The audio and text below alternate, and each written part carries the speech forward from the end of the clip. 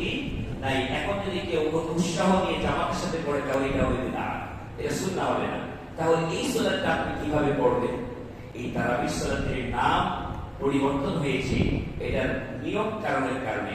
যখনই আপনি ঘুম থেকে উঠে এই সালাত আপনি 2 রাকাত যদি পড়েন এটাই হয়ে যাবে তাহাজ্জুদের সালাত। কয় রাকাত? অন্তত 2 রাকাত যদি পড়েন এটা কতক্ষণ পর্যন্ত পড়তে পারবেন? একদম ফজরের সালাতের আযানের আগ পর্যন্ত।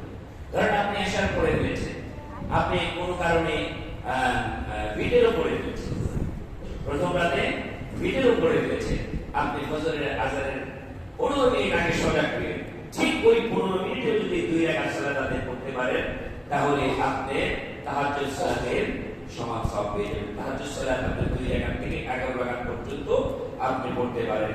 এখন আপনার ইচ্ছা, আপনি কতটুকু নিতে চান আল্লাহর কাছে, কতটুকু আপনি নিতে চান এটা আপনার মতো করে আপনি পড়বেন।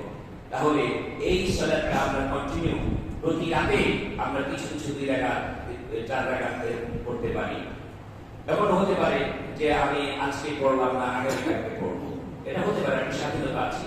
তবে বেটার হচ্ছে যে কোনো আমল, নফল আমল আপনি যদি কন্টিনিউ করতে পারেন, মানে যেটা শুরু করেছেন এটার জন্য বন্ধ হয়। কারণ 2 রাকাত করে আপনি প্রতি নিয়ম করেছেন, আমি এখন যদি 2 রাকাত করে পড়বো, হতে পারে এই 2 রাকাতের বিনিময়ে আল্লাহ